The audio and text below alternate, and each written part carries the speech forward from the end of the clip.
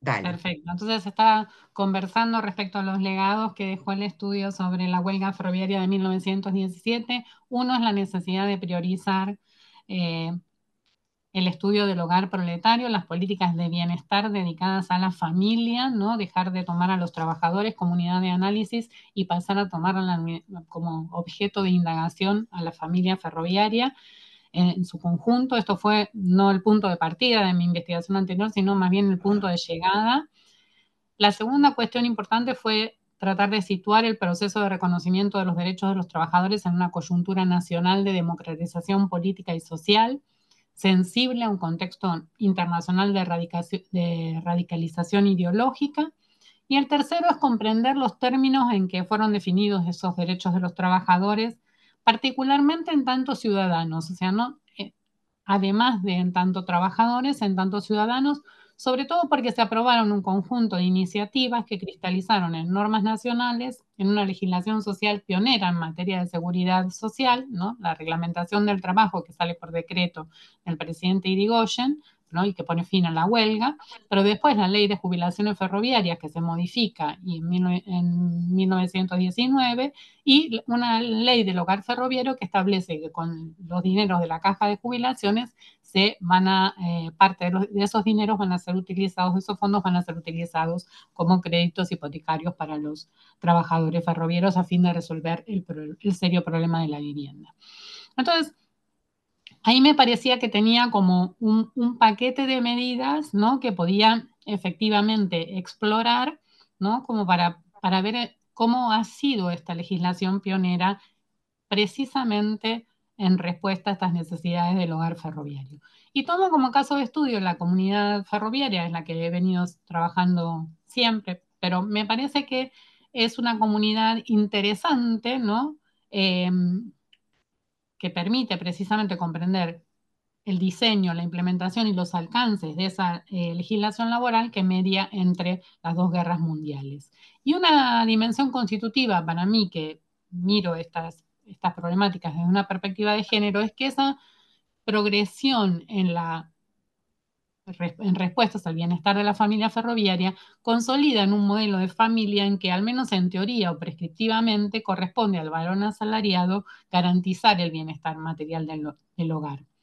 Esta concepción me parece importante porque legitima tanto las demandas de las organizaciones obreras y las familias trabajadoras, como a su turno legitima el reconocimiento de derechos por parte tanto de las autoridades empresarias como de las autoridades nacionales. Si pasamos a la 3, vemos que en realidad eh, trato de explicarles un poco los debates historiográficos en que me inscribo, ¿no? Que es la próxima diapositiva. Por un lado, este estudio intenta aportar a una renovación del campo de la historia social de los trabajadores, ¿no? Sobre todo desde una perspectiva de género, y a mí me interesaba particularmente iluminar el modo en que los trabajadores y sus familias intentaron protegerse de la inseguridad estructural de su condición de asalariados y también de las crisis cíclicas de la economía agroexportadora y qué estrategias diseñaron y cómo incidieron en el diseño de esa política social y los programas de acceso al bienestar. Yo me formé con ese viejo debate, ¿verdad?, sobre la situación de los trabajadores en la Argentina moderna, en el que teníamos una interpretación más optimista, por llamarlo de alguna manera, y una interpretación más pesimista, ¿no? Respecto de cuáles fueron en los niveles de vida y la calidad de vida de los trabajadores en la Argentina moderna.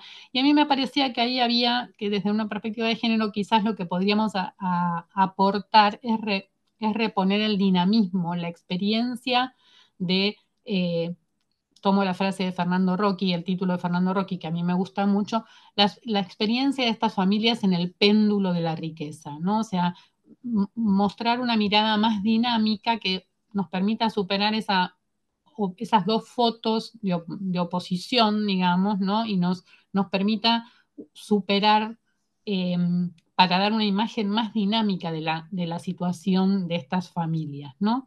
Y sobre todo que tome en cuenta sus transformaciones, ¿no? Su dinámica interna y los cambios en el ciclo vital de sus integrantes.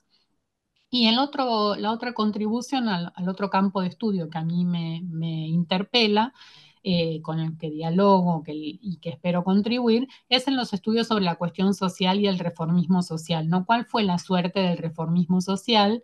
Sobre todo en la década de los 20, que me parece que es una década que tiene, que aún, digamos, es un área de vacancia, porque si bien tenemos estudios sobre el reformismo social en la década del 10, ¿no? El periodo que queda entre la República Democrática es mucho menos transitado, sobre todo cuando lo comparamos con el boom historiográfico y la renovación tan fuerte que han experimentado los estudios sobre el peronismo clásico, en particular, ¿no? Pienso en todos los trabajos que ha inaugurado Juan Manuel Palacios, en particular respecto de la justicia laboral, ¿no? Entonces ahí tenemos una indagación respecto de los años de las primeras décadas del siglo XX, un conocimiento muy afinado de las agencias estatales, pero nos ha quedado entre medio un poco ver qué ha pasado, ¿no? Y sobre todo qué ha pasado también con la legislación social, ¿no?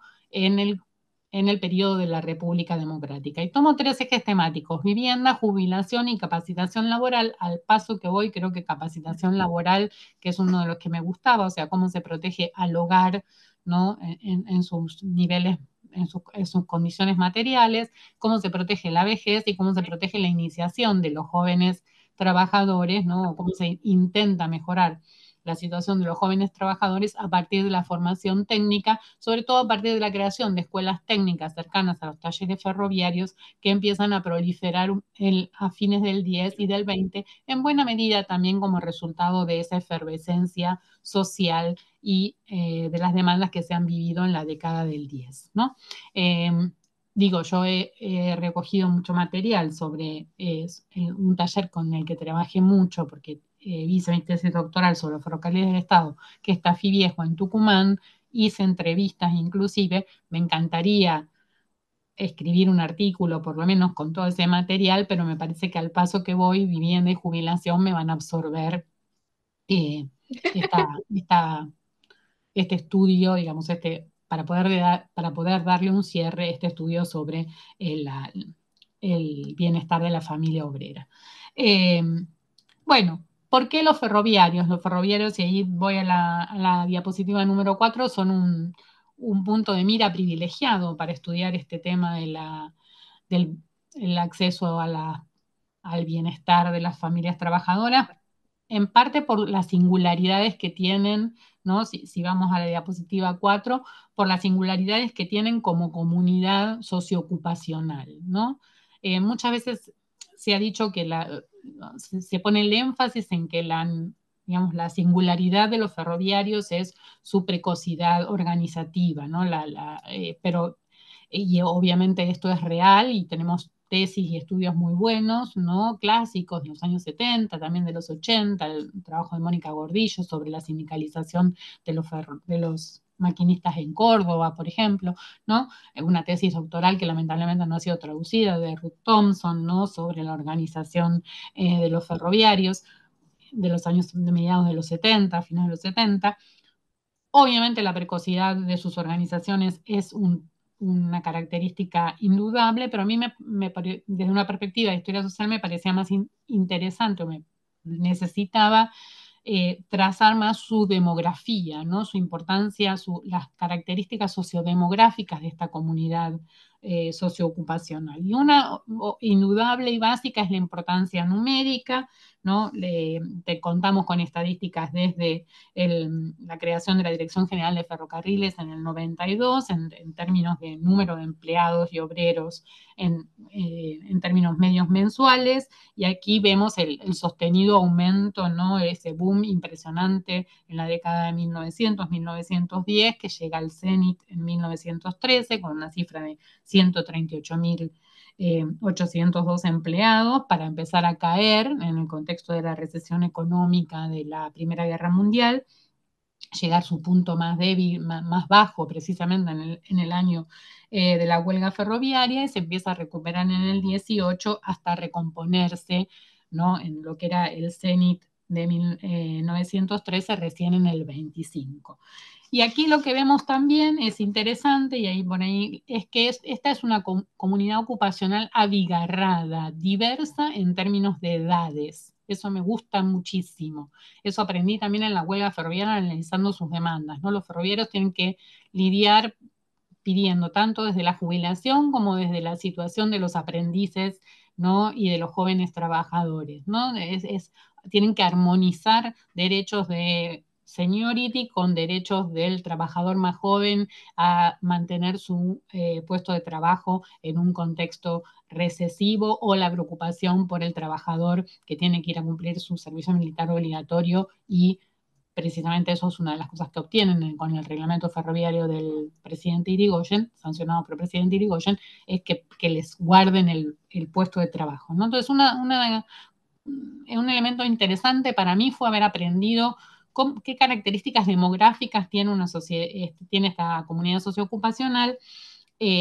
A mí ahí, si nos pasamos a la próxima, vemos tenemos por fortuna, ¿no? Un censo para la Comisión Técnica sobre el régimen jubilatorio que analiza Alejandro Bunge en su libro Ferrocarriles Argentinos, ¿no? Contribución al estudio del patrimonio nacional, publicado en el 18, en donde vemos precisamente esa diversidad etaria, ¿no?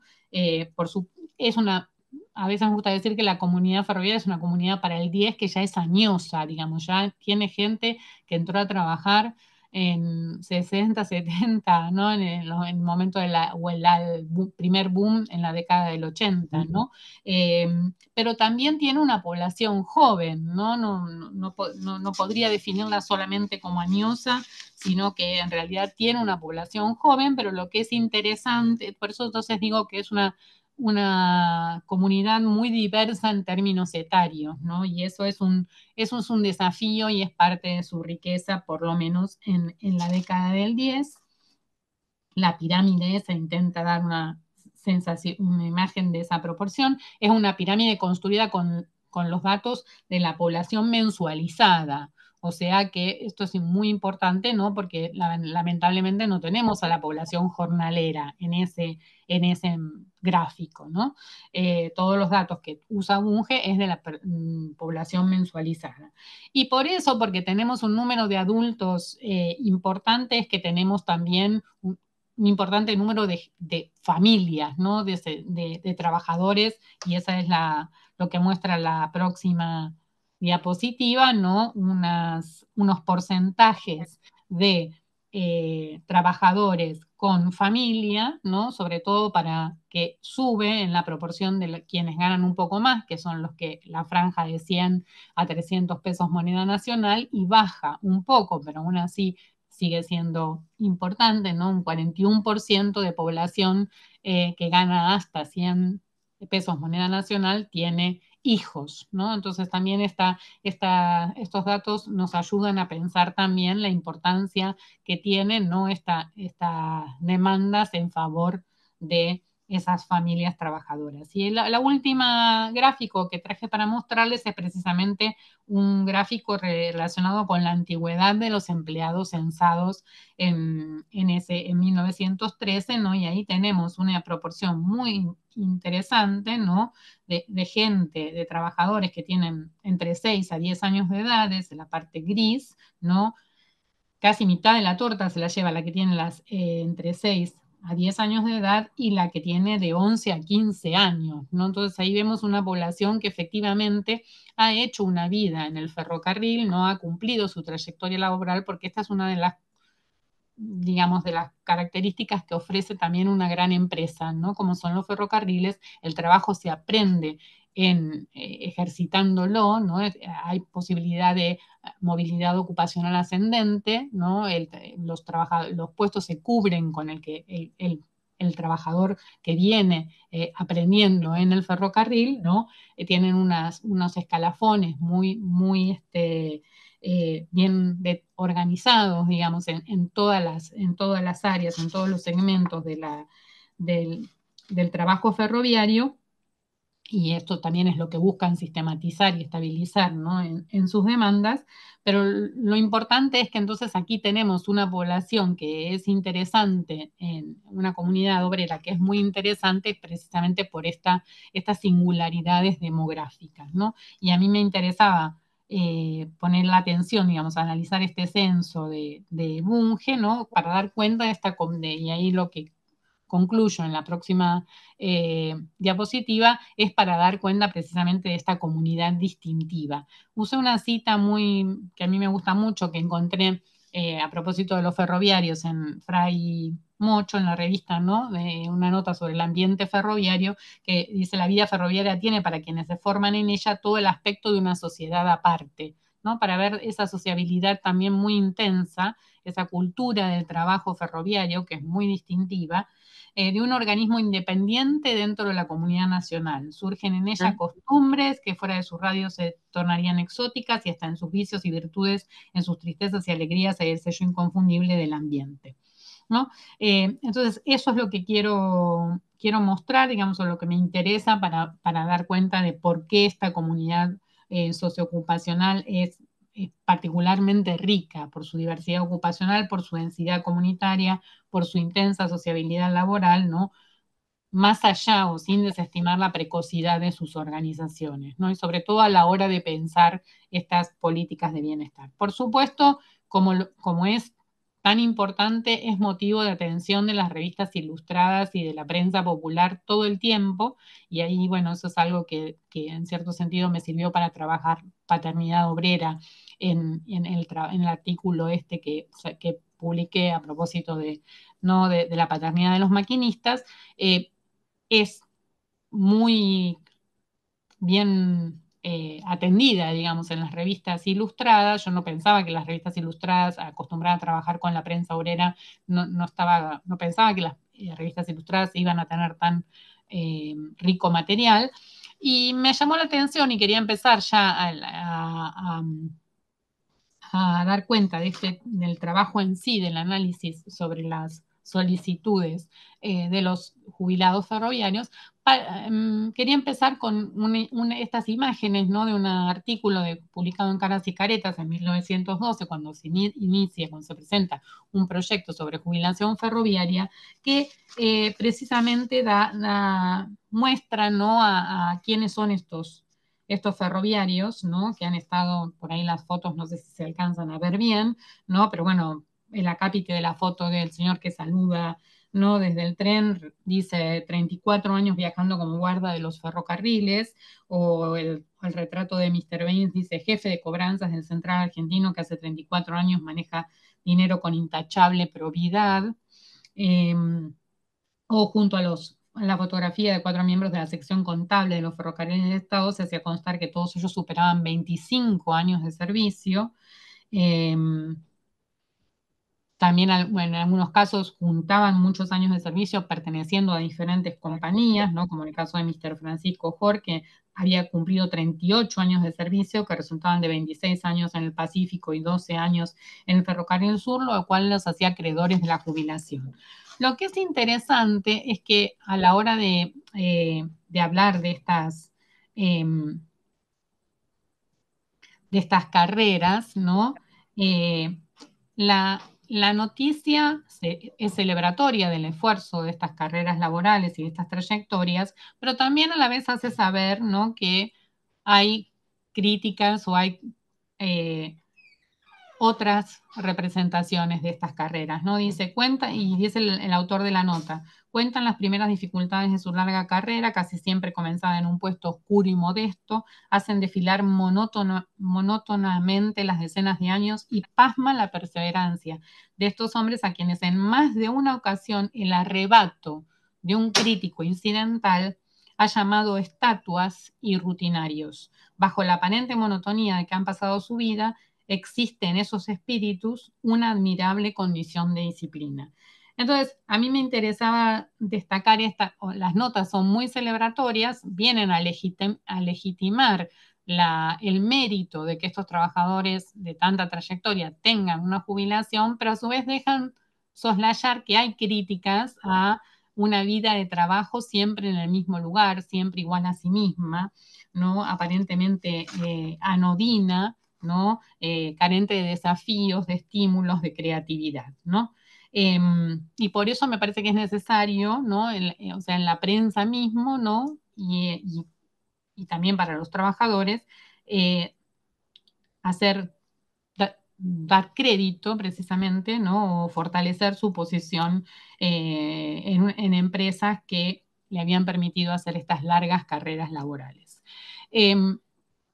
Aquí, bueno, tenía en la segunda pancarta, en la segunda diapositiva tenía otras fotografías también.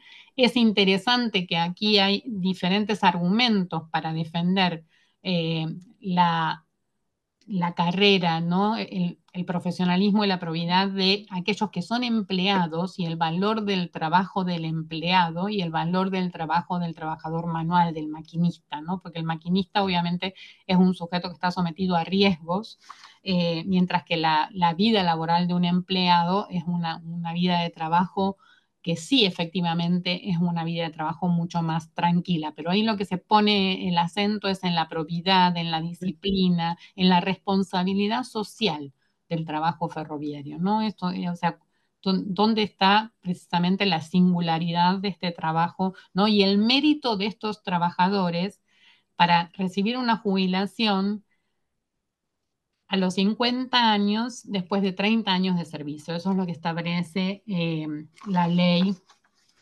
precisamente reformada en el 19, ¿no? Bueno, esa ley reformada en el 19 establece en su artículo 35 que de residir en el extranjero, los jubilados ferroviarios extranjeros tenían que pedir autorización al Congreso. Y entonces aparecen un montón de solicitudes que por fortuna están digitalizadas, que por eso las comencé a mirar durante la pandemia, después seguí. En un promedio más o menos de 20, tengo a la muestra que estoy sobre la que estoy construyendo este paper, es de 40, pero es un promedio de 20 por año. Tengo sistematicidad hasta el año 24, después pierdo la sistematicidad y ahí no sé si es porque efectivamente lograron modificar la ley o alguna otra cosa pasó. Ahí, hasta allí llega mi investigación por el momento, ¿no? Entonces, bueno, lo que sucede es que tienen todo jubilado ferroviario extranjero que quiere ir a ausentarse y pasar un tiempo en el extranjero, tiene que pedir una autorización y es atributo del Congreso aprobar esa solicitud, ¿no? Tanto sea jubilado como sea pensionada, ¿no? Entonces ahora me voy si pasamos a la próxima, me voy al análisis de estos, como he llamado, de las causales de estos jubilados viajeros, ¿no? Eh, las causales se mezclan, ¿no? Se dan varias razones. Los expedientes, las solicitudes son muy acotadas, no son, son escuetas, no son largas. Un motivo que aparece con frecuencia es motivos de salud. En motivos de salud, por ejemplo, ¿no? Allí les pongo el caso de Alberto Gabald, que de 73 años, casado con 41 años de residencia en Argentina, que dice 5 años desde el mes de abril para poder aprovechar la estación de baños de Vichy, Francia, que empieza el 1 de mayo para seguir el tratamiento comercial todo el médico. Qué bien. Y restablecer en lo Esta es la posible la aristocracia esperanzada obrera. salud. ¿Eh? Sí, uno Sí, me no recuerda a tiene la clase certificación obrera, médica. ¿no? En algunos expedientes sí he encontrado que hay algunas certificaciones, pero no sé si no están digitalizadas y ahí tengo que ir al archivo del Congreso para ver si puedo ver los papeles, Ajá. ¿no? Pero es Eh, espectacular la fuente, ¿no? Okay. pero bueno, digo, no hay una justificación médica muy detallada. En algunos casos sí, en algunos casos uno tendería a creer en el argumento porque se trata de jubilados que tienen invalidez, que son jubilados por invalidez. En otros casos es sencillamente una mención, ¿no? Los médicos le aconsejan irse a Europa, como el caso de este señor Ángel García, un ferroviario del Ferrocarril Pacífico, o Henry Walker, que dice, ¿no? ¿no? Indica tan solo que debe ausentarse por motivos de salud. Pero en cualquier caso, siempre aparece, ¿no? esta idea de la salud quebrantada, ¿no? Y aquí me parece, apoyándome en los estudios de Hernán Otero sobre la vejez, ¿no? Hay un esfuerzo por justificar la vejez prematura, por justificar el desgaste corporal, ¿no? Por mostrar que esta trayectoria de vida laboral ha conducido a un desgaste corporal, a una salud quebrantada, a una salud endeble, frágil, ¿no? A veces no hay diagnóstico demasiado concreto, sino que es esa frase así general. La otra cuestión son asuntos de índole privada, ¿no? Y ahí uno se da cuenta que, bueno, hay ferroviarios, efectivamente, muchos de ellos en su mayoría son empleados, que van con urgencia a Europa por cuestiones que dicen vinculadas, a veces de índole privada o a veces explícita más vinculadas a negocios o arreglos económicos, ¿no? Como este señor Roderick Mackenzie, que dice que pide 5 años para estar en Gran Bretaña por requerir dice asuntos de índole particular cuyas diligencias no puede delegar, pero otros dicen claramente, como estos colegas Freeman o Wenzel, que dicen, bueno, no, poseo bienes raíces y tengo familia, entonces quiero irme a residir en Inglaterra por 5 años. Es evidente que estos trabajadores, estos empleados, han acumulado un patrimonio, ¿no? Y que parte de su experiencia de vida en la vejez es precisamente gestionarlo, organizar, dejar emprolijado ese patrimonio seguramente para sus descendientes. Esta es una actividad que los ocupa, es una actividad que los mueve al viaje, ¿no? Que aparece generalmente mezclada con otras. Hay algunas que tienen digamos, hay divisiones nítidas, pero en general aparecen articuladas, ¿no? Combinadas. Asuntos de familia es otra causal de estas solicitudes, ¿no? Y ahí estas son las que más me gustan, ¿no? Porque yo estaba como ávida de ver cómo eran estas dinámicas familiares y quizás muy inspirada en este libro de María Bier, Lazos Rotos, pensando si estas solicitudes quizás no me daban pistas para mostrar el otro lado, no la contracara de esos lazos rotos, sino el esfuerzo por reconstruir lazos, ¿no? Con la comunidad de origen, con las familias de origen. Y en algunos casos es así, como el del viudo italiano de 61 años que se va por urgente necesidad de ausentarse de Italia por asuntos de familia. En algunos casos, como este señor Carlos Hansen, que solicita residencia en Dinamarca por 5 años, él confiesa, y es uno de los casos únicos que encuentro, que quiere estar cerca de sus hijas, sus 3 únicas hijas ya casadas, ¿no? Entonces era el ejemplo, la perla que encontré para esta paternidad responsable, este compromiso paterno, ¿no?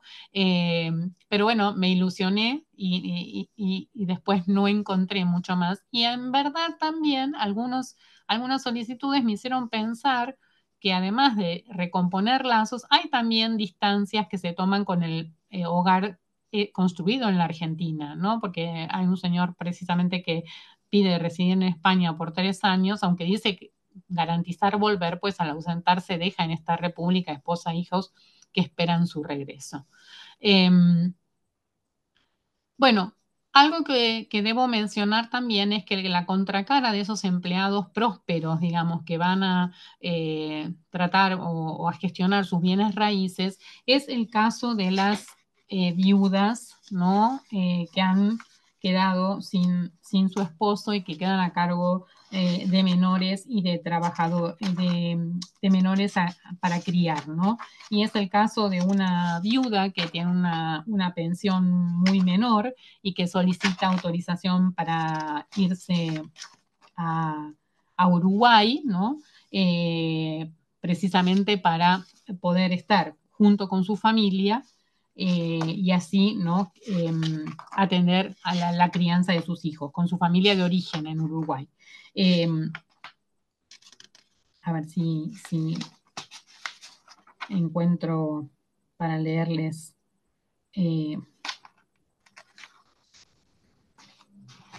la viuda de don Pedro Corti, explicaba que gozaba de una pensión de 38,98 pesos, muy poco, único recurso con que cuento para atender a mi numerosa familia, circunstancia que me ha colocado en la mayor estrechez. Estas difíciles circunstancias habían resuelto trasladarse a la República Oriental del Uruguay, donde tenía familia que, decía, podía auxiliarme y ayudarme a criar y educar a mis hijos, ¿no? La familia de origen como una estrategia, como un espacio, como una estrategia de repliegue de estas pensionadas que por fortuna tienen una pensión de su esposo, pero muy magra, y entonces vuelven a sus lugares de origen. Entonces, asuntos de familia es otra cuestión importante, y en asuntos de familia incluí quizás las confesiones de aquellos quienes más enérgicamente las solicitudes uno a veces se entusiasma, pero bueno, después empiezan a ser todas un poco iguales, ¿no? Porque hay fórmulas cristalizadas, ahora voy a explicar un poquito esa cuestión, pero lo interesante es que algunas están escritas evidentemente por el quien solicita, por el trabajador, ¿no? Saben leer y escribir, o saben firmar, bueno, es una población letrada. A veces es evidente que piden un gestor, que piden un asesor, ¿no? Pero hay dos casos muy lindos hasta el momento que confiesan efectivamente querer volver a su tierra natal, ¿no? Es el caso de este señor Santiago Macombi, que dice: he vivido mi vida mejor en la Argentina y hoy viejo, achacoso y enfermo, quiero ver mis lugares nativos, recordar mis tiempos pasados, ya que el fruto de mi trabajo en Argentina me ha concedido este último medio de vida, ¿no? Y la jubilación como habilitante de esta posibilidad para el regreso. Mi radicación sería en el número 29 de Meadowbank, St. Limon Road, Belfast, Irlanda. Y decía: no dudo en obtener una concesión favorable que permitirá en los últimos días de mi vida ver la tierra en que nací y volver por un tiempo prudencial al lado de mi familia que hace ya 20 años que no he podido ver. Y lo mismo este señor Antonio Mazzarolo del Ferrocarril del Sur, residente en Ingeniero White, quien explicaba que en realidad aquí el deseo de volver también se ata a la soledad de estos trabajadores en Argentina, que quizás han quedado viudos o no han hecho familia. Dice que las razones que obligan a presentar esta solicitud son el avanzado número de años, 60, y los achaques que con tan avanzada edad vengo sufriendo, estando por otra parte en este país completamente solo y deseando con vehemencia volver por un tiempo prudencial al lado de los míos y como consecuencia pisar, aunque brevemente, mi suelo natal. Una de las cosas que encuentro, bueno, estos son como los únicos que abren, ¿no? esta ventana de la cuestión de la nación o del patriotismo, del deseo de volver al pago chico, ¿no? Por decirlo de alguna manera. Conclusión del valor de estas peticiones, ¿no? Abren la posibilidad a ver la vejez en la intimidad, ¿no? Por un lado, partí de esta idea de la monotonía y la pseudo vejez, como dice Otero, ¿no? O sea, estos trabajadores que no se desgastan, que en realidad es una vida monótona, que en verdad, ¿cuál es la razón en última instancia? Hay una crítica ahí, ¿cuál es la razón del privilegio de una jubilación? ¿No? No la jubilación como un mérito y un derecho a una vida de trabajo, sino como una prerrogativa, ¿no? Casi corporativa de estos trabajadores ferroviarios. Entonces aquí todas estas peticiones enfatizan esa vejez prematura producida por años de una labor demandante en términos físicos y muy especialmente en términos de responsabilidad social del valor del trabajo. Documentan, creo yo, la relación entre trabajo y movilidad en distintos momentos del ciclo vital, ¿no? Porque para muchos de estos trabajadores el inicio de la vida laboral había presupuesto un viaje y su cierre volvía, esto me llamó la atención a mí, esto de los jubilados viajeros, ¿no? El cierre de su vida volvía a enfrentarlos a la misma posibilidad.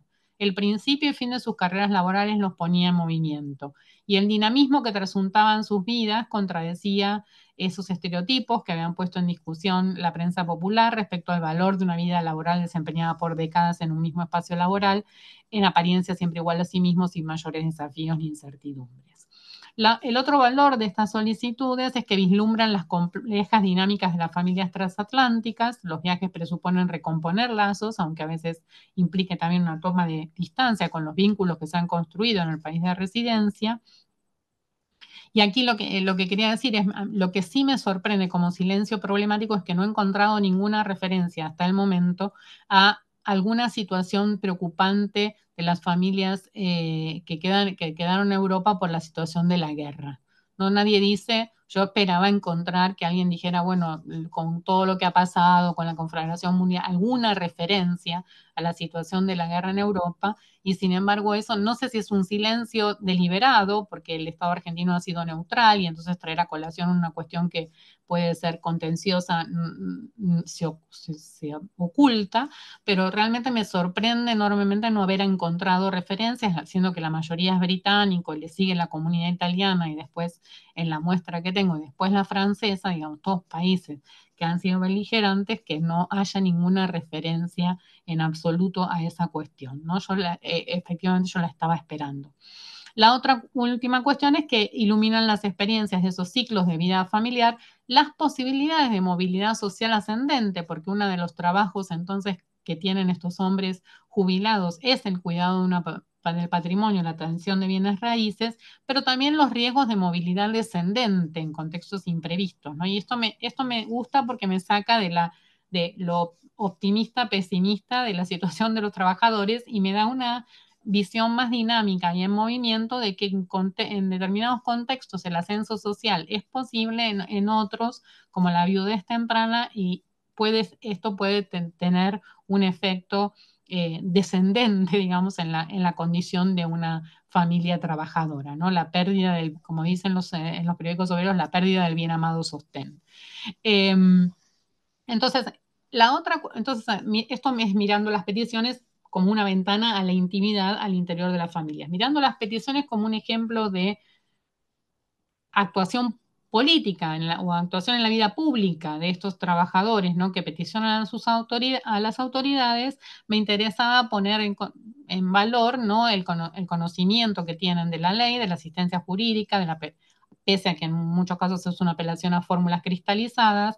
Me interesaba también poner el énfasis en cómo, bueno, compararlo con toda la literatura que tenemos sobre petición de asistencia social de las mujeres, ¿no? El lenguaje es bien diferente, además porque aquí no tienen que persuadir a las autoridades de la legitimidad y de la justicia de su causa, porque esto es un artículo que está, una situación que está contemplada por ley. Entonces ellos apelan nada más a la mención de la norma, ¿no? No hace falta justificar más, aunque sumen estas causales que explicaba recién.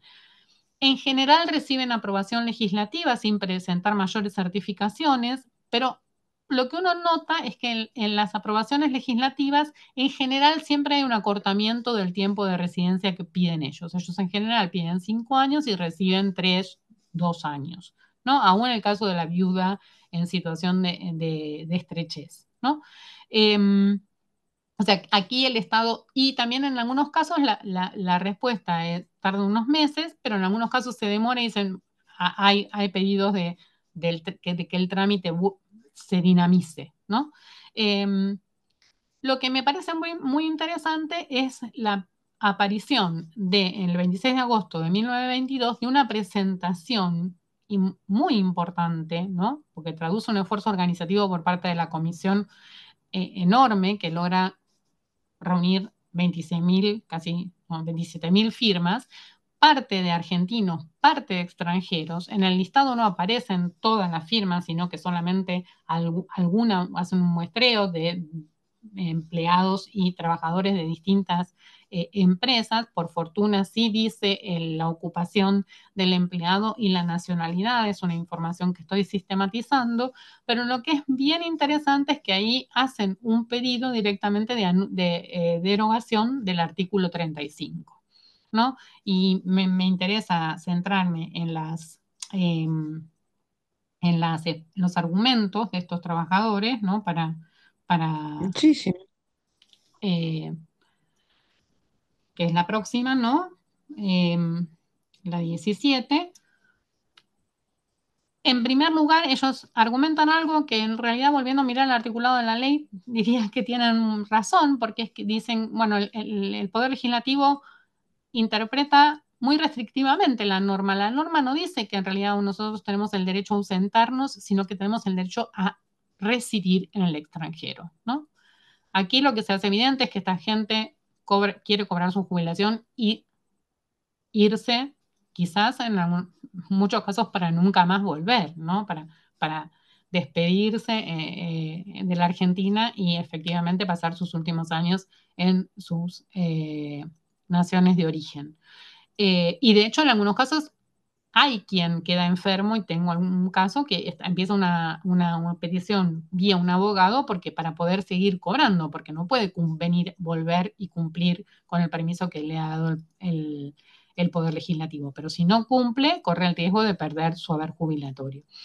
Entonces, y los argumentos que despliegan en esa solicitud son argumentos en contra de una intervención del senador radical Melo en el Senado en una sesión de junio del 18, quien sostenía que había que ser restrictivo, que había que mantener este artículo, limitación a que los ferroviarios no se fueran, porque el alejamiento de elementos útiles por su preparación, como son los ferroviarios, además de que por esa razón, ¿no? Porque son útiles todavía y porque ese alejamiento determina siempre una extracción de dinero que no se gasta en el país y que se lleva afuera de él, ocasionando un perjuicio para la economía nacional, ¿no?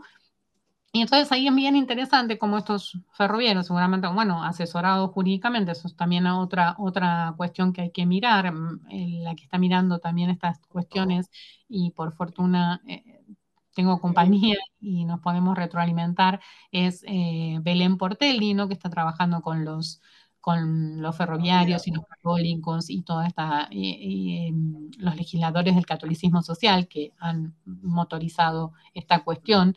Y ahora está trabajando un poco con cómo es este proceso de gestión de las jubilaciones ferroviarias, ¿no? Cómo se asesoran por los legisladores del gremio. Entonces me parece súper interesante, ¿no? Cómo en realidad en esa petición vuelven a la legislación argentina, se basan en la legislación argentina, sobre todo en el derecho civil y en el liberalismo de la Constitución Nacional, ¿no? Diciendo, bueno, es muy legítimo admitir que después de haber contribuido en la medida de sus fuerzas al progreso del país durante los mejores años de su vida, se les deje completa libertad en lo relativo a su domicilio, ¿no? Sabiendo humano que algunos de ellos han de pensar enseguida de jubilarse, ¿no? La jubilación como habilitando el camino para volver a su tierra a pasar su bien ganado descanso. Hacen otros argumentos, insisten con el tema de que no son elementos útiles porque ya están achacosos, porque ya han perdido su energía, porque su salud ha decaído sensiblemente, insisten con el respeto a los principios constitucionales y es interesante como dicen, bueno, si a cualquier empresa se le deja llevar la fortuna o a empresarios se le deja llevar la fortuna que ha hecho, a nosotros que tenemos una modesta jubilación apenas suficiente para subvertir a las necesidades apremiantes de la vida, es justo que también no podamos partir con nuestra posibilidad de seguir cobrando en el extranjero. Piden también que Argentina emule a esos países que tienen esta legislación más abierta, ¿no?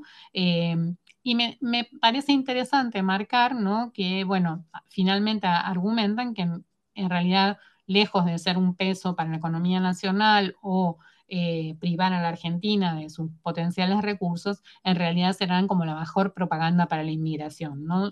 Un trabajador jubilado que se ausentara al extranjero o se domiciliara allí disfrutando del beneficio de nuestras leyes, ha de ser un elemento eficaz de propaganda para nuestro país.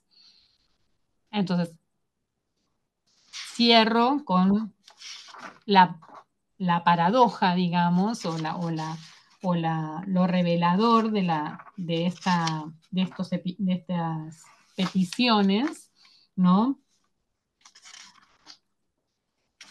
Porque me parece que, bueno, ilustran, por un lado, ¿no?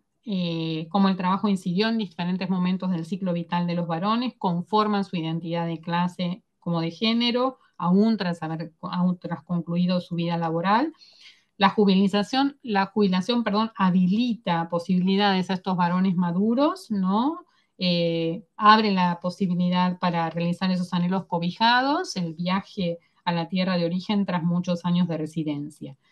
En cierto sentido, la jubilación indexa su masculinidad al dotarlos de poder de autonomía económica, ¿no? Al permitirles inclusive este ejercicio de la discusión racional y la apelación pública a las autoridades, ¿no? Propia de ciudadanía política, eh, o por lo menos del ejercicio de las libertades públicas. Y lo que es interesante es que ilumina también, ¿no?, sobre la limitada capacidad de estas medidas de promoción de estas políticas sociales de nacionalizar esta población trabajadora. Muy por el contrario, le da los elementos económicos, ¿no? O sea, el Estado argentino reconoce, y me parece que de allí la animosidad de Melo, ¿no? El Estado argentino reconoce derechos a estos trabajadores, pero estos trabajadores no quedan nacionalizados, ¿no? No es una herramienta apropiada para acelerar el proceso de nacionalización de la población trabajadora. Entonces, la década de los 20 me parece que invita a pensarse de otra manera, no como un proceso lineal de nacionalización, de argentinización de esa población trabajadora. Hay en algunos segmentos o hay en algunos casos un proceso más discontinuo, ¿no? Y conflictivo también, sobre todo cuando estos trabajadores han sido demandados también por sus estados nacionales, ¿no? Sobre todo en el contexto de la Primera Guerra Mundial, han buscado ser nacionalizados desde sus estados de origen, ¿no? Entonces, me parece que a la luz de estas evidencias también cabe entender quizás las frustraciones sobre los límites de la nacionalización trabajadora a los ojos una población que no está necesariamente identificada con las izquierdas, pero la animosidad que suscitaba a los ojos de las autoridades, como advierte la posición relativamente intransigente del senador de la Unión Cívica Radical, Melo, ¿no? Y de igual manera resulta interesante constatar cómo navegaban en un mar de ambigüedades y ambivalencias estos empleados y trabajadores que, pese a estar interesados en regresar a su tierra, esgrimían, no sin fervor, las bondades de nuestras leyes, ¿no? Estas tensiones y ambivalencias a nivel de la subjetividad en la identificación con el país de residencia y con el país de origen, ¿no? Que me parece que, como dice también, estaba revisando el libro reciente de Pilar González Bernaldo, ¿no? Ella también rastreando estas cuestiones dice, bueno, en esto nos invita estas ambivalencias en la subjetividad de estos sujetos, ¿no? Porque probablemente, o sea, puede que cuando decían nuestras leyes o apelen a la Constitución Nacional sea un discurso estratégico, consciente de la eficacia de usar esa argumentación, pero también puede que en realidad haya esa tensión entre nuestra tierra, ¿no? Irse a nuestro suelo natal y nuestra tierra por la nación argentina y su legalidad republicana, ¿no? La letra de su constitución. Entonces, a mí me parecía como bien interesante estos materiales porque pese a ser expuestos o ceñidos a las fórmulas, ¿no? Jurídicas y al vocabulario jurídico, a veces dejan entrever tanto estas intimidades de la vida familiar y estos arreglos familiares como también estas concepciones políticas, podríamos decir, o estas identidades en conflicto, ¿no?, de estos trabajadores en la República Democrática. Y también hablan, como haciendo una historia social de los trabajadores, de la especificidad que la ciudadanía social, que los desafíos de la ciudadanía social impone al radicalismo, que entonces nos invita a pensar que quizás la ciudadanía social, comparando, ¿no?, radicalismo con peronismo, se define en otros términos, se enfrenta a otros desafíos y entonces por eso tiene otros contenidos y que quizás haremos bien en avanzar en esa reflexión sobre las diferencias cualitativas más que en pensar diferencias en términos de capacidad del Estado en intervenir y en avanzar en la legislación laboral, unas como diferencias cuantitativas en la capacidad estatal, en sus atributos de intervención en el terreno de la legislación laboral o del bienestar social y la previsión social entre el peronismo y la experiencia democrática, ¿no? Me quedo pensando en eso. Esa es como la última cuestión con la que quiero terminar. Bueno, muchas gracias por haberme escuchado, muchas gracias por la posibilidad, Beatriz, y la paciencia para todo, para la organización y mantener la tecnología en orden. ¿Viste? Y Al las final lo conseguimos. No, gracias a vos. Finalmente se pudo proyectar y bueno, a veces, viste, son dificultades que pueden surgir y que tienen solución. Así que bueno. Bueno, gracias, Silvana, y abrimos entonces a preguntas, comentarios y la participación si quieren descubrir, digamos, los que tengan cámara, porque es es más amigable, ¿no? sí, ver las caras. Sí, ver las caras, aunque las que no puedan, por supuesto, no se puede, pero eh,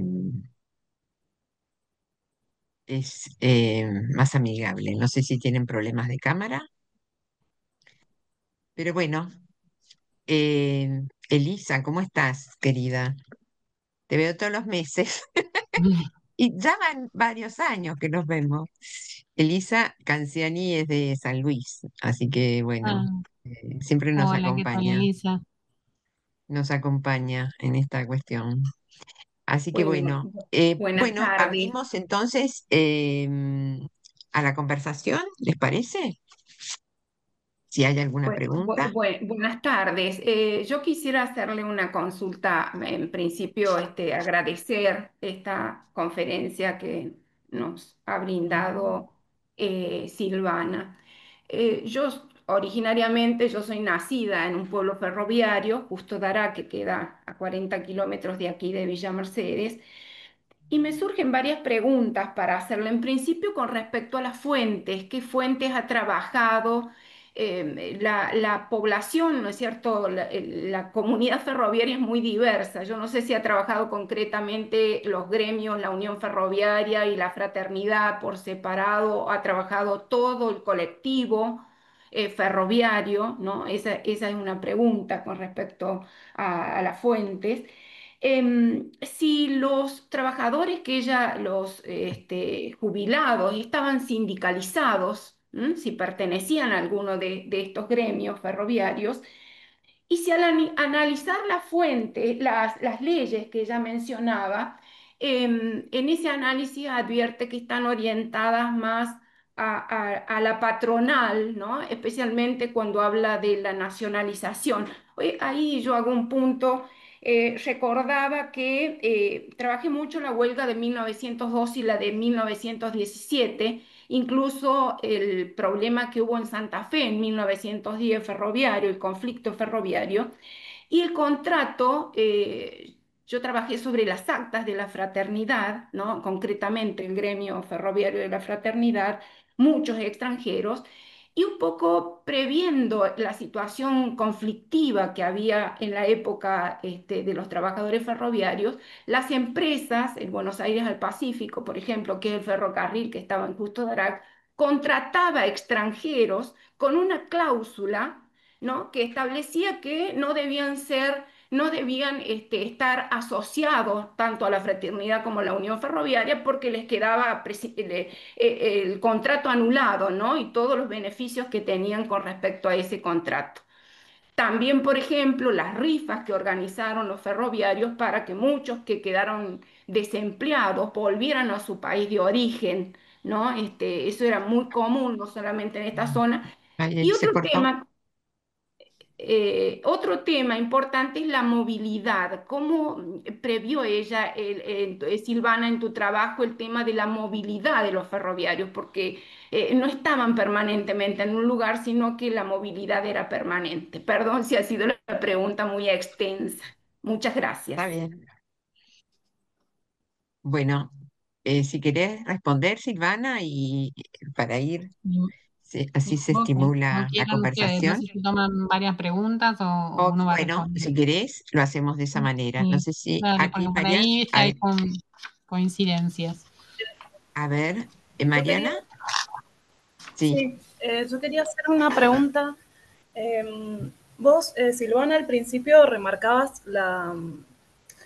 la disciplina que caracterizaba a los trabajadores ferroviarios a lo largo de su vida, que se mantenían en la misma empresa, que yo creo que tiene un paralelo, un correlato, digamos, en la disciplina que también tenían a nivel gremial. O sea, es conocido el caso de la Unión Ferroviaria, el caso de la fraternidad, que tenían una conducción que era bastante controladora de la base, bastante disciplinada. Entonces, mi pregunta tiene que ver con el tema de la comunidad socioocupacional, el tema de la comunidad ferroviaria, si quizás esa pertenencia, ese sentido o la identidad que decían tener los ferroviarios al gremio ferroviario, a la comunidad ferroviaria, era tomado también como parte de la disciplina que tenían los mismos trabajadores, los mismos trabajadores ferroviarios, que una vez que se jubilan, digamos, pueden decir, bueno, listo, me desligo de esta responsabilidad, de esta disciplina dentro de la comunidad ferroviaria. Eso, por un lado. Y por otro lado, después cuando hablabas de las características demográficas eh, de los ferroviarios, te referiste a las características etarias, pero te quería preguntar en relación a las características, a la división sexual. Si encontraste mujeres ferroviarias y en el caso de si las encontraste, ¿qué tareas realizaban? Eso.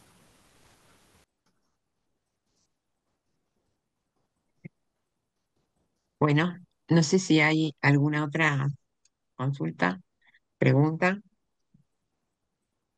Bueno, yo sumaría a estas intervenciones, bueno, a mí me parece, por supuesto, muy atractivo el planteo, Silvana, y al mismo tiempo, digamos, esa filigrana en de que te permiten esa documentación y esas peticiones al Congreso, que son muy interesantes, y sobre todo la documentación que te permite mirar ese proceso en el largo plazo, ¿no? Que está ahí tanto esa estadística que es muy útil y al mismo tiempo lo de Bunge, ¿no?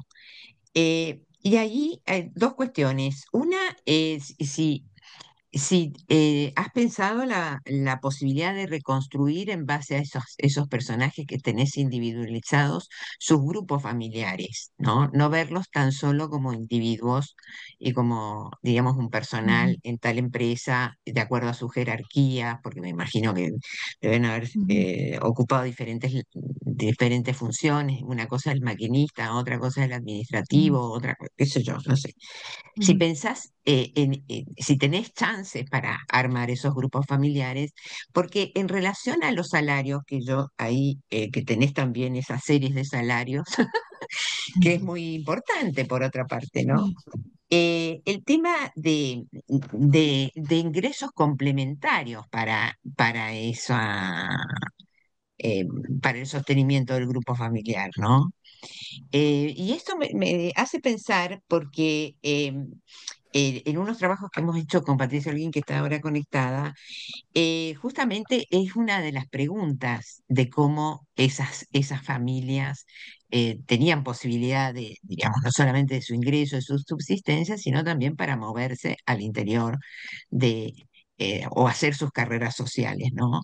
Entonces, ujú. acá vos tenés en su mayoría, no sé si tenés salarios de mujeres, pero en su mayoría deben ser salarios de varones, y si tenés pensado avanzar en algún tipo de recomposición, porque eso es lo que te da, por lo menos a nosotros nos dio la pauta de decir, bueno, no penséis esas familias, diríamos, sostenidas solamente por un ingreso, ¿no? Ujú, Esas familias no necesariamente viven con un solo ingreso, No, no. ¿no?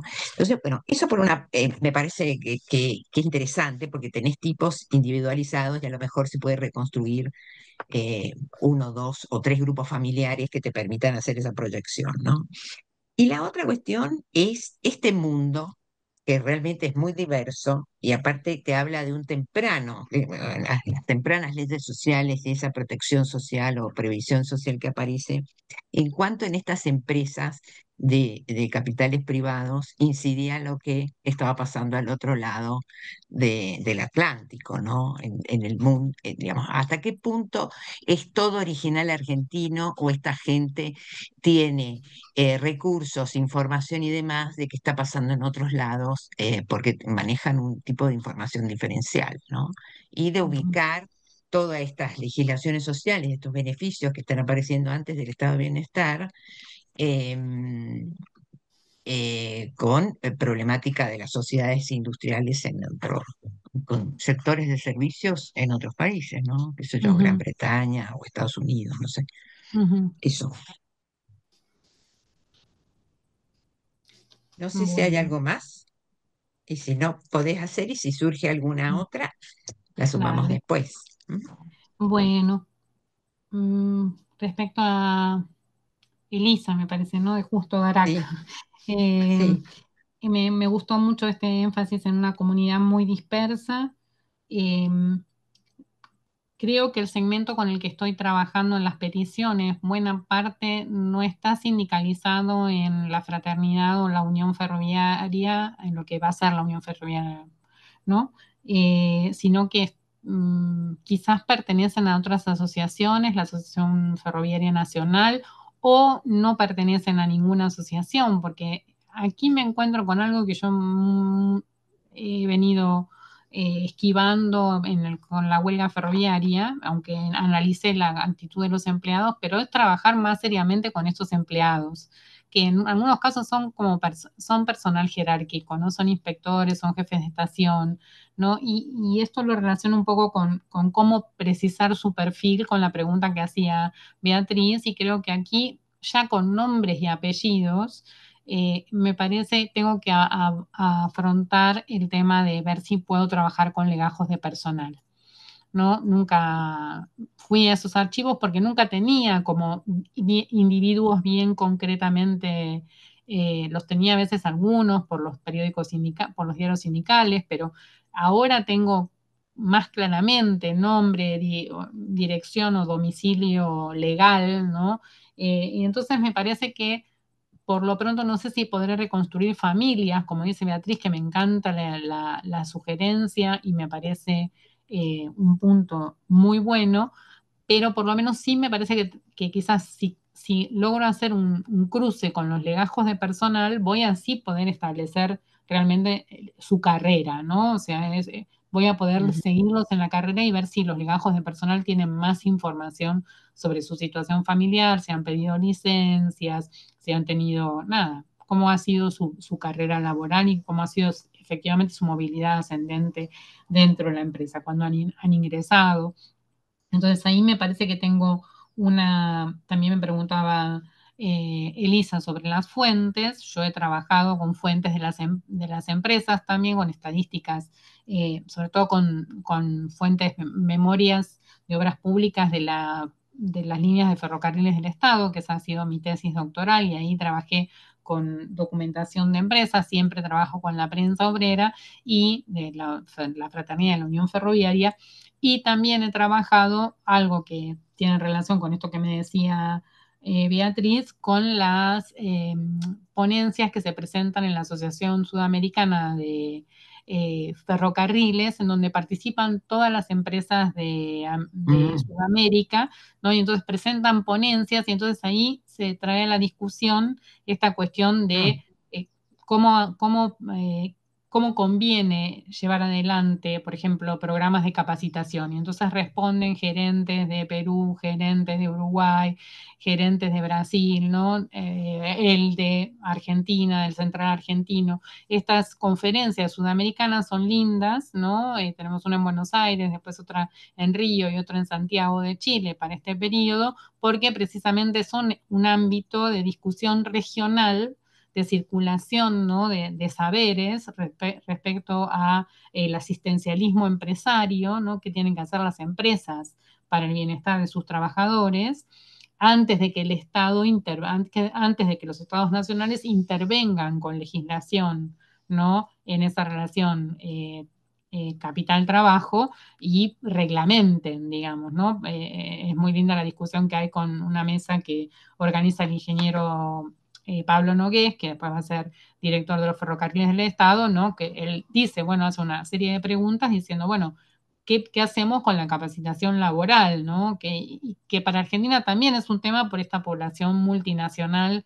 que hay empleada en los ferrocarriles, ¿no? ¿Quién debe responsabilizarse de la capacitación laboral que finalmente en Argentina va a quedar en manos del propio sindicato, la fraternidad, para el caso de los maquinistas, ¿no? Y tienen sus escuelas técnicas sindicales.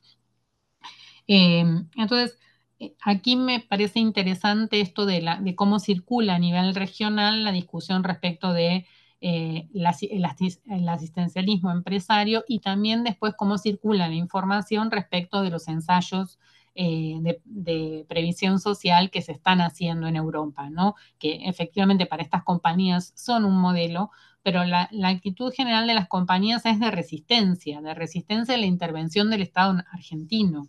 O sea, no a reglamento de trabajo, ¿no? Cuanto más pueden cuestionar el reglamento, o sea, no a la injerencia de las autoridades sobre todo del Departamento Nacional de Trabajo, ¿no? O que son las menos favorables, porque la Dirección General de Ferrocarriles, el Ministerio de Obras Públicas, los ingenieros se entienden mejor con la gerencia de las empresas que los higienistas, que los abogados del Departamento Nacional de Trabajo, que siempre son mucho más críticos de esa realidad del mundo laboral, ¿no? Y que piensan en la racionalización y en términos lo mismo que bueno, yo he analizado en detalle por ahí la posición de Vialet Macé, ¿no? También, ¿no? Del informe Vialet Macé, la crítica de Vialet Macé a estas gerencias ferroviarias, ¿no? Porque la racionalización que él imagina en el mundo del trabajo ferroviario es una racionalización muy diferente de la que imaginan los ingenieros. Entonces él está pensando a los trabajadores como ciudadanos, mientras que los ingenieros están pensando en una modernización del espacio laboral destinada a reducir costos y a hacer un servicio más eficiente, ¿no? Y ahí se producen, son dos saberes muy diferentes respecto a cómo reorganizar el espacio, modernizar el espacio laboral, ¿no? Entonces, sí es verdad que tengo que rastrear mejor cuáles son los antecedentes legislativos, ¿no? Que en las discusiones parlamentarias mencionan cuáles son los modelos a tomar, ¿no? O así como estos trabajadores que solicitan, dicen, bueno, el modelo para la ley de jubilación ferroviaria tiene que ser un modelo como el que tiene Francia e Italia, que son países de migración y que permiten a sus ciudadanos en el extranjero cobrar sus saberes jubilatorios sin problema. Argentina debe tomar ese modelo, ¿no? No puede tener un modelo más restrictivo, ¿no? Porque Argentina es un país, pero es de inmigración, pero va a ser también esta inmigración de jubilados que ahora, una vez que cobran su jubilación, quieren ansiosamente partir, ¿no? Entonces, sí me parece como buenísimo pensar cuál es la relación entre estos, cuánto hay qué ecos tienen estos jubilados y estas demandas en la prensa sindical, ¿no? Eso, Elisa, tengo que mirar con más detalle, ¿no? Porque esto que me decís de los extranjeros y de las rifas para volver me parece lindísimo, ¿no? Y de cómo cómo lidiaban con los extranjeros que eran traídos también para trabajar en muchas ocasiones como rompehuelgas, ¿no? Y ahí hay toda una labor gremial para prevenir esta contratación, ¿no? Así que no sé bueno, me preguntabas sobre la movilidad de estos trabajadores, por ahí eso es un punto interesante a tomar en cuenta para desmitificar también esta idea de la monotonía, de siempre en una labor siempre igual a sí misma, ¿no? Como dice Neruda, los ferroviarios son marineros en tierra, ¿no? O sea, en todas las secciones rotan, y excepto por ahí la población de Talleres, ¿no? Y que ahí la población de Talleres es una población más como un trabajador, como una planta metalúrgica de reparación en serie, ¿no? De material de tracción y de material rodante. Entonces ahí hay una población estable que, que, que, que está muy asociada a determinadas localidades, ¿no? Pero el resto de los trabajadores ferroviarios es verdad que es muy móvil, ¿no? Me han dicho de Mariana y en parte también Beatriz, ¿no? Si podía pensar en otras, en las mujeres, básicamente, no solamente como viudas o como pensionadas, ¿no? Porque son un complemento salarial indispensable y porque son parte de la población ferroviaria que no hemos mirado. Las guardabarreras, por ejemplo. Bueno, aquí tenemos trabajos lindos de Florencia Duba, ¿no? Que ha trabajado estas cuestiones, el trabajo infantil, el trabajo de las mujeres. Y yo me he encontrado con una petición en el 27, buscando y buscando, de secretarias, de empleadas de oficina, que reclaman el derecho a la jubilación en el 27. No sé qué pasa. Y sospecharía, y eso también sería lindo, o sea, si se pudiera cruzar, que quizás algunas de ellas son esposas o familiares de estos ferroviarios, así como las guardabarreras son familiares de los trabajadores, y sobre todo en zonas rurales es un trabajo que se da a matrimonios, ¿no?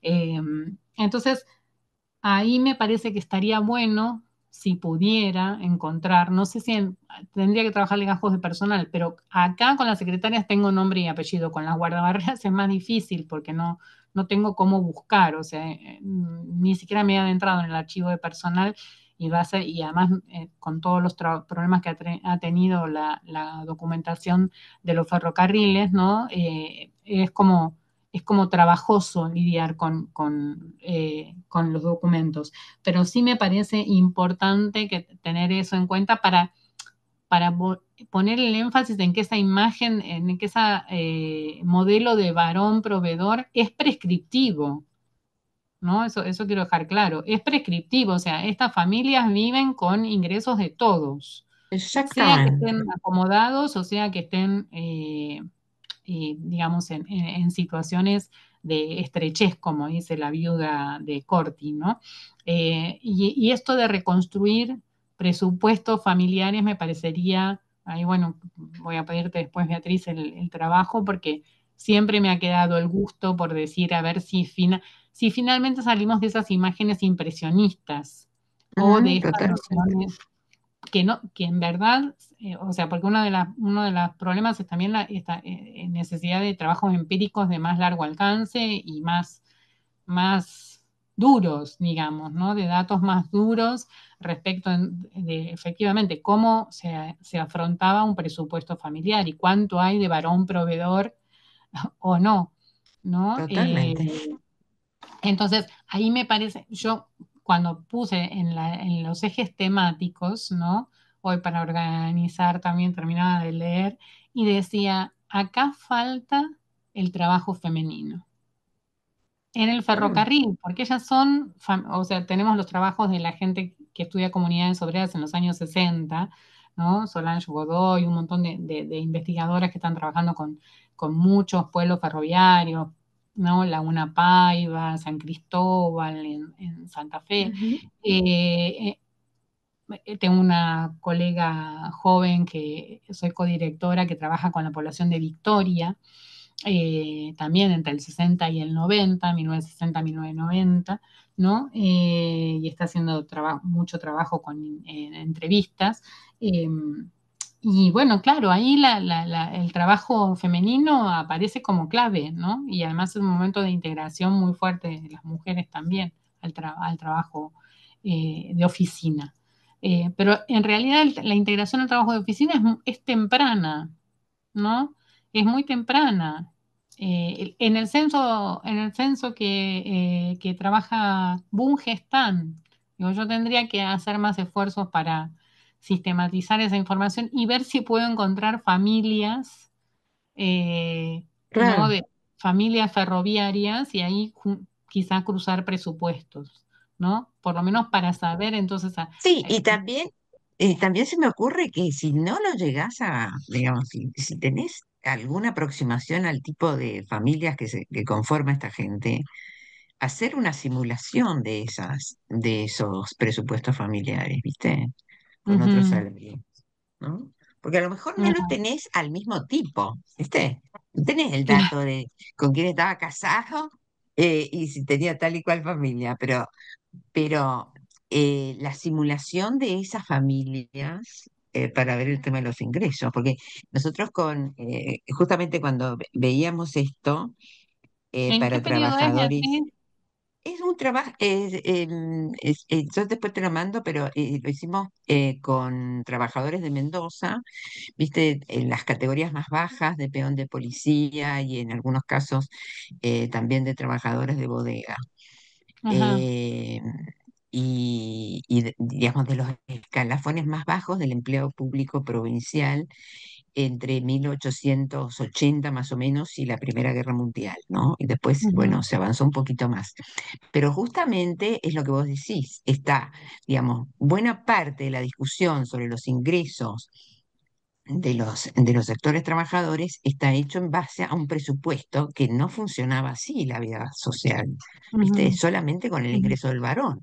Entonces, cuando ujú, vos cruzás esos salarios con el costo de vida, ¿viste? Se te va, digamos, se te desdibuja porque siempre es inalcanzable con un solo ingreso. claro, Pero cuando ujú, vos empezás a sumar, y eso nos ayudó, que obtuvimos los salarios de un hospital público, de lo que ganaban las lavanderas, lo que ganaban la cocinera y lo que ganaban también la enfermera y la partera. Entonces ujú, ahí es como que vas componiendo los salarios más bajos del sector público y ujú, aparte lo que veías también ahí es que había una homogeneidad entre el salario del varón y de la mujer en ese periodo, ¿no? En el Hospital de San ujú, Antonio. No hay diferencia en lo ujú. que gana un cocinero de lo que gana una cocinera, ¿no? Ah, Eh, está bueno. es Ujú, súper interesante. Entonces, se pudo componer el ingreso de una familia, ¿viste? Para la subsistencia. Y ahí, ujú, porque la pregunta del millón es, bueno, por dónde venía el ahorro? ¿Cuándo las ujú. familias pueden sacar a sus hijos del trabajo Claro, para ensayar la carrera del ascenso, yendo a la sí, exacto, escuela? ¿Me sí, entendés? sí, sí, sí. Ujú. Sí, sí, sí, sí, sí, Porque ahí tiene eso que es haber clave. algo que le permita a la familia no poner, Que no digamos, trabajen que los un chicos. chico no trabaje, Sí, esa es sea la de clave. 12 13 14 15 años, y que aprenda un oficio. Ujú. Sí, sí, sí, sí. Claro, sí, sí, y pues de allí ¿Cuándo empieza el ahorro en esas familias? sí, exactamente, tal cual. Me quedó una pregunta de Mariana sobre la disciplina. No sé si contesté lo de Elisa, pero de Mariana sí me quería, o sea, llamar la atención sobre esta necesidad, sobre el trabajo femenino al ferrocarril y ahí tengo efectivamente que poner más énfasis y me llamas la atención también sobre la cuestión de la disciplina gremial, ¿no? Y a mí me parece que realmente ahí quizás hay también es muy fecunda una revisión de los años post huelga ferroviaria del 17 a la consolidación de, de la Unión Ferroviaria en los años 22 y formación inicial de la vida inicial de la Unión Ferroviaria, porque a mí me da la impresión de que ahí hay mucha más indisciplina gremial y organización de sindicatos de base. No veo tanta disciplina, por lo menos en los trabajadores del ferrocarril del Estado, que yo he mirado más, a los gremios centrales. Veo mucha autonomía en las seccionales para decidir las cuestiones, para negociar, que lo que que lo que las historias gremiales oficiales transmiten. Entonces me parece que este tema de la disciplina me parece que está bueno porque que vos mencionás, pero bueno, ahí necesitaría como revisar más estudios que formulen otros, porque yo no trabajo tanto, tengo que mirar ahí el trabajo de Ceruso, no trabajo tanto con la organización gremial en sí, ¿no? Sino que estoy mirando más más metida en estas familias, o sea, estoy más Buenísimo. tentada de irme por estos legajos de personal, por estos presupuestos, por este trabajo femenino, que por trazar todos los temas de la cuestión gremial. Ahí voy a prender la luz porque estoy un poco... Ya. Está oscura. Bueno, no sé si hay alguna otra pregunta, comentario. Yo un breve comentario. Sí, Ah, Matías. ¿Qué tal? Soy Matías. Un Hola, ¿qué gustazo, tal? Silvana. Bueno, eso quería comentarte. Justo estaba muy complicado, tenía asuntos familiares, básicamente estaba Ujú. manejando, por eso entré tarde y lamento, ya después voy a escucharla completa a la exposición. Bueno, Ujú. siempre es un placer escucharte y es Ay, muy gracias. motivador la forma de encarar tus problemas y es un aliciente para nosotros. Ah, Te bueno, estamos querías. en contacto, Matías, con tanto Seguro elogio. que sí. No, no, no, pero que es cierto, es cierto.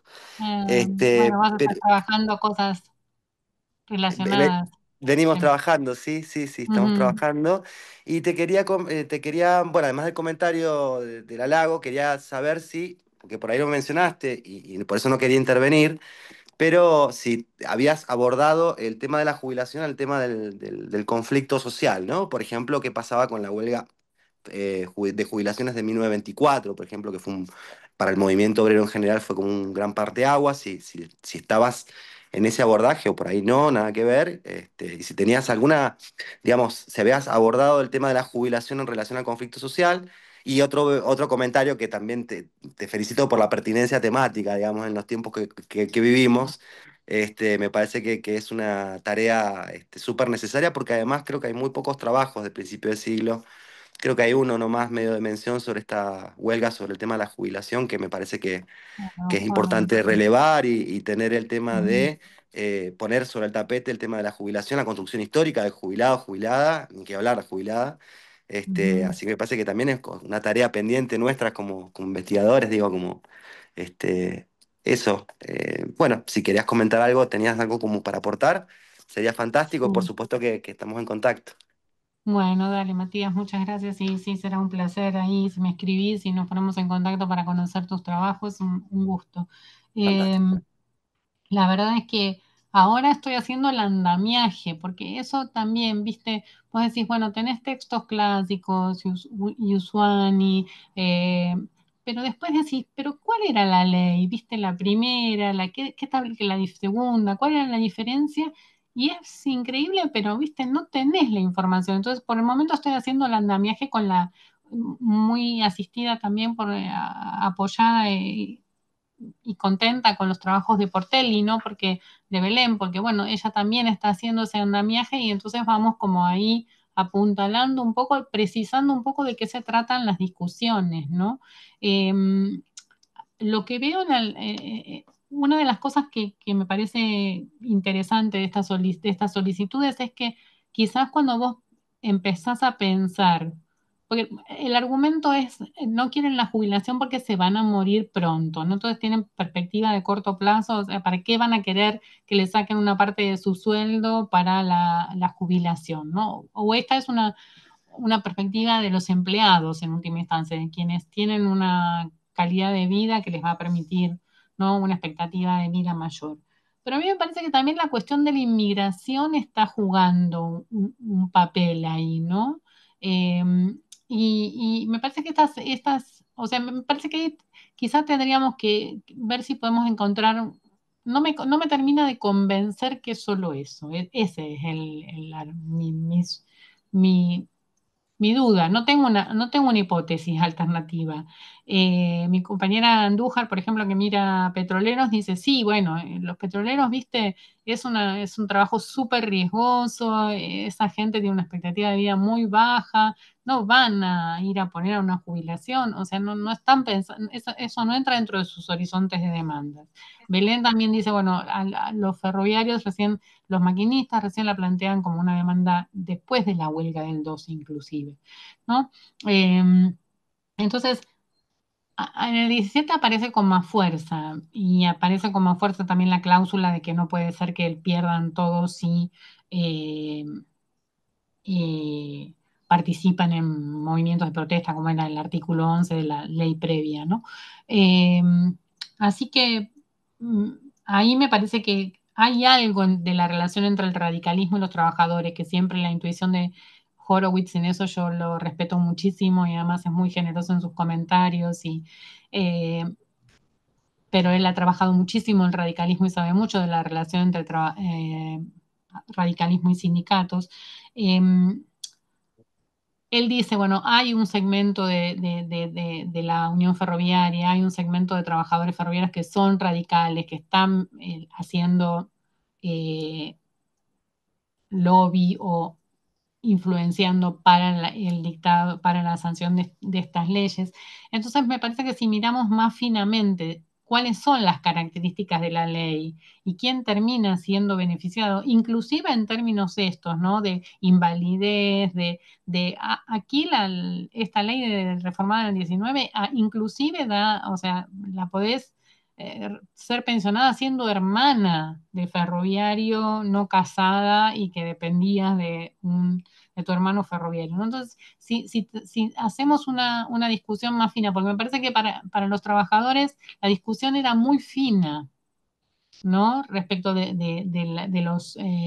los detalles de estas leyes. Y ellos sí tenían conciencia de cuánto esa letra chica les podía cambiar la ecuación. Entonces, la discusión sobre esto, digo, ¿no? La discusión sobre la letra chica, no solamente la expectativa de vida. Claro, pero eso implica un trabajo muy, también como el de los presupuestos, ¿viste? Un trabajo muy dedicado, a veces de equipo, ¿no? Sobre las transformaciones en la legislación o las singularidades de la legislación, de una legislación además que es obtusa, ¿no? Que es difícil, no es tan fácil a veces decir cuánto va a cobrar. A ver, le voy a preguntar a un abogado, porque no estoy entendiendo ni siquiera la cláusula de la ley, ¿viste?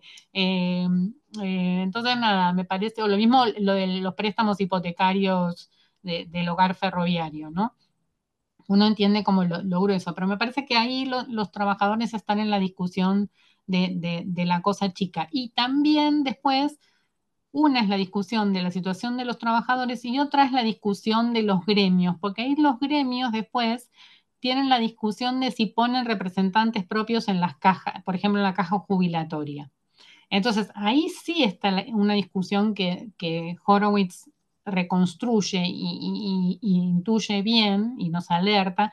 Es un tipo de discusión, porque ahí está el sindicato tratando de tener incidencia en cómo se maneja la caja de jubilaciones ferroviarias. Y esa es una disputa, ese es un nivel de disputa, ¿no?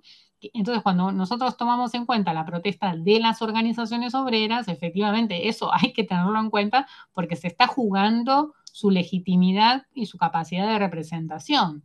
La discusión de quién es el representante de los ferroviarios a las cajas de jubilación y cómo es la votación y todo eso. Hay una discusión muy fina que también yo me daba cuenta cuando miraba las solicitudes y los pedidos de reforma y qué sé yo, cuando aparece a veces el gremio y claro, aparece con esa demanda, que es por ahí un poco distinta a la de los obreros de Liniers y talleres solicitan al Congreso, no sé qué, que es como una cosa menor, ¿viste? Entonces me parece, me quedo con él, no sé si respondo, pero tengo más duda que certezas, pero para todo, pero es que el mundo ferroviario es muy complicado y a pesar de que ha sido muy referido, viste que hay obras importantes, es siempre mucho lo que nos falta conocer, ¿no? Y para el caso de las jubilaciones yo diría eso, ¿no? Por lo menos de las ferroviarias me parece que uno empezando a mirar la letra chica y empezando a mirar este tipo de documentación va detectando como algunos nichos de problemas que no son solamente el tema de, bueno, el horizonte de vida de estos trabajadores es muy eh, reducido y entonces allí está la oposición. No quieren que les descuenten porque no están pensando en el largo plazo, ¿no? Esa es mi respuesta, Matías. No Sí, sé si... claro. No hay un solo reclamo, diríamos, en la representación gremial. No, No hay un solo reclamo. ¿No? no, Está claro. Y esa sofisticación, digamos, también depende de cómo llega, digamos, y eso también incide en la, me imagino, ¿no? En quienes se convierten en dirigentes del sector, porque es el sí, conocimiento que tienen que responder diferentes reclamos, que no solamente pasa por salarios, condiciones de trabajo, sino que las condiciones de trabajo empiezan a significar otras cosas, ¿no? sí, Entre ellos la sí. jubilación. Ujú. Mm. Sí, sí, además también me parece que, bueno, es interesante, como decía Mirta, que quiere hacer alguna historia de la CGT o de las dirigencias sindicales, Mirta Lobato. Me parece como súper interesante también, así como al historiador le cuesta toda esta sofisticación legislativa, Mm, el esfuerzo de transformación para los propios dirigentes gremiales también, ¿no? Del manejo de toda sí, esta, la complejización de la representación, ¿no? claro, Lo que sería la burocratización sindical, ¿no? sí, Pero claro.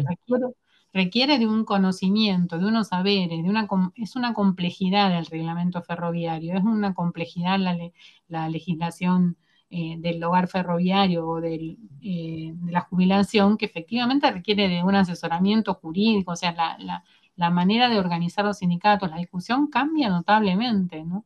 Eh, Bueno, vos sabés que, a lo mejor nada que ver, pero lo que es súper interesante, que en el caso, justamente, porque varias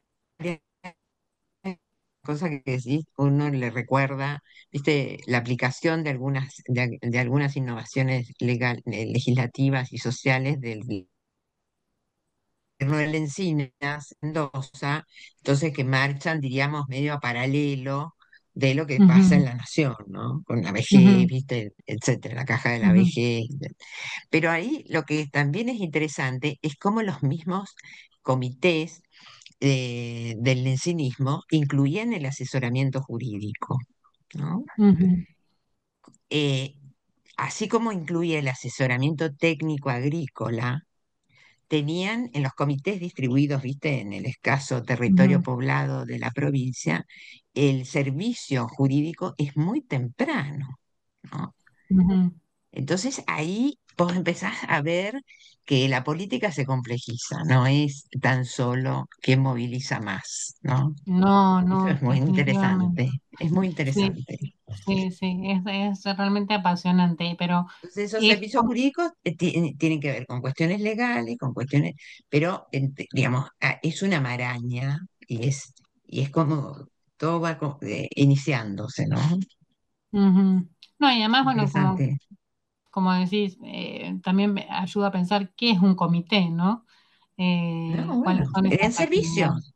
No es Ujú, solamente, viste, que se juntaban a la ujú, rosca, viste, a ujú, ver quién sí, tenía más ujú, chances, o quién tenía más seguidores, o quién pagaba el asado, etcétera, ujú, etcétera. No es solo eso, ujú, quién conseguía a lo mejor una vino para hacer el meeting, sino que ujú, empiezan a organizarse otro tipo de servicios para diferenciarse del resto, obviamente, ujú. Sí, entre otras sí, cosas, por supuesto. ujú, sí, no, y Pero el además, tema y legal es muy importante. sí, sí. Y esa es un poco también me parece como importante también de trazar esa historia a nivel local para entonces después entender cuál es el cambio y la continuidad con el peronismo, ¿no? Totalmente. Eh, porque uno en la década del 20, no es que quiero negar la dimensión y de la transformación o la especificidad de la transformación del peronismo, pero uno cuando trabaja en la década del 20 ya o sea, lo ve, que los trabajadores Totalmente. tienen un acceso a las agencias estatales muy importante, que tienen un conocimiento de la legislación muy importante, que hay desarrollos de la justicia, del derecho laboral muy relevantes. Entonces, cuando dicen, bueno, todo esto empieza aquí, bueno, uno dice, empieza diferente, la concepción de la ciudadanía es distinta, no sé, porque yo veo desarrollos previos, ¿no? Quizá con una sociedad diferente, esto digo, ¿no? Una sociedad de inmigración, la sociedad que va con, Claro. relacionarse con el peronismo en la ciudadanía social es distinta, ya es otra sociedad, ¿no? Entonces quizás Y los sí, desafíos son otros, pero me parece que está lindo pensar, bueno, digo, tenemos el acicate de una literatura muy sofisticada y muy renovada para el peronismo y quizás entonces los 20 y entre guerras claro. nos empieza a interesar No, en... aparte que la jubilación del empleado, yo el otro día me enteré que la jubilación, porque no sabía nada, te aviso, la jubilación del empleado público nacional es de fines del Es siglo del 4. XIX, de fines del siglo XIX. Los primeros Ah, que yo tengo tienen una un, en el 4. Ujú, bueno, pero el otro día, Zimmerman decía eso, ¿no?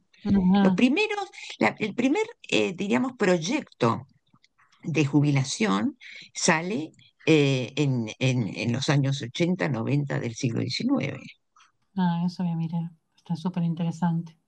Es súper. Entonces ahí está pegando mucho lo que es el Estado bismarckiano, Ujú, es ujú, el Estado ujú, alemán, ¿viste? ujú, Que es claro. el que dio el giro copernicano Ujú. en el Sí, sentido. y es un modelo de referencia, sí. Es totalmente un Ujú, modelo de referencia. ujú, ujú. Así que bueno, es Bueno, espectacular. Bueno, justamente eso me decía Mirta Lobato, ujú. viste, a raíz del tema de mujeres, qué sé yo, que estábamos hablando. Pero bueno, realmente es súper interesante y bueno, hemos abusado de vos, ya van a ser las No, 7 por de la favor, yo he tarde. abusado de Mi querida ustedes. Re Silvana, gracias, súper hemos agradezco. abusado y bueno, te agradecemos enormemente y bueno, seguimos en contacto, por Bueno, supuesto. muy bien, muchas gracias. Muchas gracias. Cualquier cosa, estoy a disposición por correo electrónico, por supuesto, o para lo que gusten, me pueden escribir. Bueno, un Bueno, placer. Gracias, mil Beatriz. gracias, Un beso Silvana. enorme. Chau, querida. Cuídense. Chao. Igualmente. Chau, chau.